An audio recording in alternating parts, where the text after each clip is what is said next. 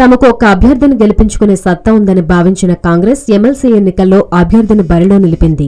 అయితే ఎన్నికలు సమీపిస్తున్న కొద్దీ పరిణామాలు వేగంగా మారిపోతున్నాయి. ఇప్పటికే ఇద్దరు కాంగ్రెస్, ఒక టీడీపీ ఎమ్మెల్యే గులాబీ గూటికి చేరారు. ఈ నేపథ్యంలో తెలంగాణ కాంగ్రెస్ లో డైలమా పడినట్లు తెలుస్తోంది. ఎమ్మెల్యే కోటాకు సంబంధించి జరుగుతున్న ఎమ్మెల్సీ ఎన్నికల బరిలో కాంగ్రెస్ పార్టీ నిలవడంపై ఇప్పుడు చర్చలు జరుగుతున్నాయి. బరిలో ఉండాలా వద్దా అంటూ ఆ పార్టీ నేతలు చర్చించుకుంటున్నారు. ఎమ్మెల్సీ ఎన్నిక కావడానికి 21 మంది ఎమ్మెల్యేల బలం కావాల్సి ఉంది. కాంగ్రెస్ తరపున 19 మంది ఎమ్మెల్యేలు గెలుపొందారు. టీడీపీకి చెందిన 2 ఎమ్మెల్యేలను కలుపుకుంటే తమకు సంఖ్యాబలం సరిపోతుందని కాంగ్రెస్ భావించింది. కానీ ఆ పార్టీకి చెందిన ఆసిఫాబాద్ ఎమ్మెల్యే ఆత్రం సక్కు, పినపాక ఎమ్మెల్యే రేగ కాంతారావు కాంగ్రెస్ కు షాకిచ్చారు. సీఎం కేసీఆర్ పనితీరును మెచ్చుకుంటూ గులాబీ కండువా కప్పుకుంటున్నారు.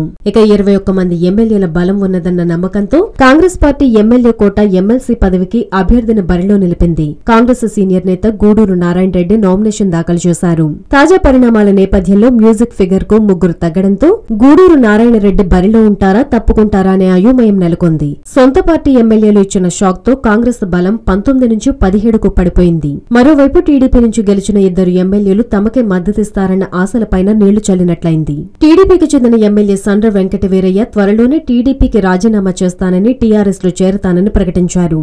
దీంతో కాంగ్రెస్ పార్టీ ఎమ్మెల్సీ అభ్యర్థికి 3 ఎమ్మెల్యేల లోటు ఏర్పడింది. సంఖ్యాబలం లేకుండా పోటీ చేయడం మంచిది కాదని చాలా మంది కాంగ్రెస్ నేతలు సూచిస్తున్నారు. ఇలా పోటీ చేయడం వల్ల ఎలాంటి ఉపయోగం ఉండదని సీఎల్పీ సమావేశంలో నేరుగా టీపీసీసీ అధ్యక్షుడు ఉత్తమ్ కుమార్ రెడ్డితో చెప్పినట్లు సమాచారం. ఈ నేపథ్యంలో గూడూరు నారాయణ రెడ్డి ఎమ్మెల్సీ బరిలో నుంచి తప్పుకుంటారనే ప్రచారం జరుగుతోంది. మంగళవారంతో నామినేషన్ల ఉపసంహరణ గడువు ముగియనుంది. ఈలోగా కాంగ్రెస్ పోటీ నుంచి తప్పుకుంటే టీఆర్ఎస్ పార్టీ నుంచి 4, ఎంఐఎం నుంచి 1 చొప్పున ఎమ్మెల్యే కోట ఎమ్మెల్సీలు ఏకగ్రీవంగా గెలుస్తారు.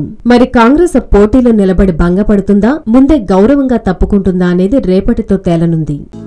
హలో, మిమ్మల్నే యోయో టీవీ యాప్ డౌన్లోడ్ చేసుకున్నారా? ఇంకా లేదా?